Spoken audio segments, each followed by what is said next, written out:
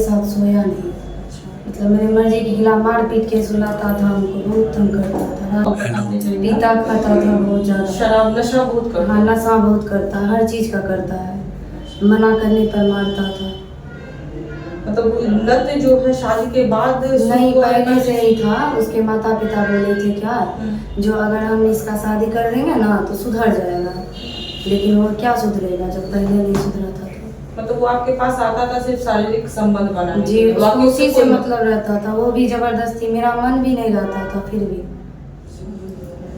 शादी के बाद आप वहाँ पे गई जी। तो पहला दिन से आप बताइए कि क्या क्या सब हुआ, सास ससुर का बिहेव कैसा था? सबका कुछ मतलब सास ससुर जो थे ना कुछ दिन मतलब रखे, लेकिन शादी के 4 दिन बाद से जो मतलब लड़का नाटक करने लगा, सो लेता था, बोलता था हम सोए ही नहीं हैं। अच्छा, उनके माता पिता बोलते थे कि अच्छा ठीक है माफ़ी मांग लो लड़का से। किस बात का माफी? कि तुम सोने नहीं देती हो, अब से सोने देंगे। सोने देते थे फिर भी बोलते थे कि तुम सास माफी ससुर ऐसा मांगो। बोल रहे थे जी, कि सोने नहीं देती है, माफी हाँ मांगो। सोने नहीं देती है, तुम माफ़ी मांग लो ना, माफ़ी मांग लो ना। अच्छा, उस टाइम हम नहीं थे तो उतना मतलब नहीं समझते, सोचते थे कि हो जाए किसी तरह ही, लेकिन फिर भी वही हाल उसका रहता था डेली। मैंने शादी करके कहीं चौथा दिन से ड्रामा शुरू किया, उसके बाद जी। कितना दिन तक आप वहाँ पे रहे? जी, मतलब शादी जब हुआ तो वहाँ पे हम 1 महीना तक रहे, तो 1 महीना में भी वही हाल रहा। फिर हम मायके हमको मार पीट के भेज दिया गया, सिंदूर धुलवा के। सिंदूर धुलवा? जी, हमको सिंदूर धुलवाया है सिंदूर किस बात पे? कि हम लड़की को नहीं रखेंगे, उसका मायके आप पहुँचा दीजिए, अच्छा, हम इसको अपने साथ नहीं रखेंगे। तो ज़बरदस्ती सिंदूर धुल देंगे तो लड़की से मुक्त हो जाएंगे, यही सोच के ससुर सिंदूर धुलवा दिया था, जो कि ससुर ब्राह्मण धुलवाए कि समाज पति में ये धुलवाया? बहुत खराब चीज़ है। बहुत बड़ा बड़ा बात बात है। है, अपना भी पाप किए, हमसे भी पाप करवाए। अच्छा, तो सिंदूर तुम खुद धोती थी कि वो नहीं, वही लड़का धोया था। अच्छा, तो उस समय तुम मतलब अपने माता पिता को कुछ ऐसा नहीं बोली थी? जी, उस टाइम हम सोचे थे क्या जो मतलब कुछ दिन सही रहेगा, ऐसा अगर रहेगा तो ठीक हो जाएगा, फिर भी ठीक नहीं हुआ। वो उनको मार पीट के पहुंचाया था मायके 1 महीना बाद। फिर हम 1 महीना मतलब कुछ दिन नहीं रहे मायके में, तो फिर मम्मी सब पापा सब मिल के समझौता करके फिर भेजे, फिर वही हाल उसका रहा। अच्छा, ये जो कारण जो है सिर्फ शराब के नशे में ही करता है? उनका जो है ना अजीब अजीब हरकत करता है, झूठ जैसे इतना बोलता है ना। मतलब जैसे हरकत क्या है, जैसे झूठ बोलता है, अगर अभी कुछ बोला ना तो मतलब फिर थोड़ा देर बाद क्या बोल देगा, उसका कोई ठिकाना नहीं है। कभी रोटी कच्चा है तो उसी पे मारने के लिए उठ जाएगा, मतलब तुमको खाना बनाने नहीं आता है, तुम अलग रहोगी, हम माँ बाप के साथ रहेंगे।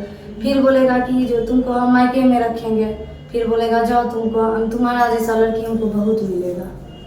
किसी से चक्कर उक्कर है क्या उसका? ये तो नहीं है, मतलब इतना तो हम कंफर्म नहीं बोल सकते हैं क्योंकि हम मतलब कभी तुमको ऐसा शक देखा लगा नहीं कि था, किसी के लेकिन साथ- लगा हमको जब हम बाहर में रहते थे उसके साथ, सोचे थे कि सुधर जाएगा, उसके साथ रहने गए तो वहाँ भी उसका वही बिहेवियर था, 12-1 बजे रात में आता था। अच्छा, किसी से फोन से बात उत करना ये सब? नहीं, ज़्यादा एनी टाइम बाहर ही रहते थे, हमसे उतना मतलब नहीं रखते थे। जब भी आता था अगर उसको कोई कुछ भी बोल देता था, या देवर या ननद सास या खुद भी आके मतलब कुछ भी बात पे कुछ हुआ ना, रिएक्शन उसका शुरू हो जाता था। तुम मेरे लायक नहीं हो, तुमको छोड़ देंगे, बार बार हमको बोलता था, तुम क्या करोगी। फिर वो तुमको बैंगलोर लेकर गया था, मतलब खुद गई थी तो? जी, हम बोले थे हम मतलब रहेंगे आपके साथ, तो मतलब तुम नहीं चाहते थे कि तुमको हम रखे साथ में। तुम कभी पत्नी का दर्जा नहीं देता है तो तुम्हारा तो एक बच्चा है कभी ना? बात नहीं मानता था ना, वो तो अपने मर्जी से करता था ना, मेरी मर्जी से हिसाब से नहीं कर। बच्चा के मायके में हुआ कि ससुराल में? नहीं, मायके में हुआ।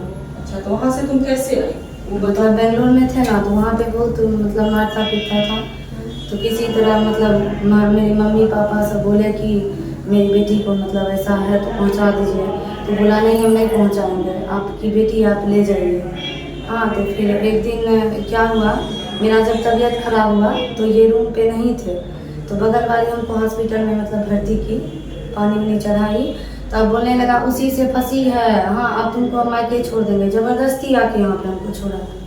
चलो साथ में हम अपने मन से भी नहीं आए थे, वो जबरदस्ती रखे यहाँ पे? हम यही सोचे थे कि अगर बाबू होने वाला है ना, हो जाएगा ना, होता है कि बच्चा का मुंह माया भी थोड़ा सा आदमी को चेंज करता है, वो भी नहीं हुआ उसके साथ कभी।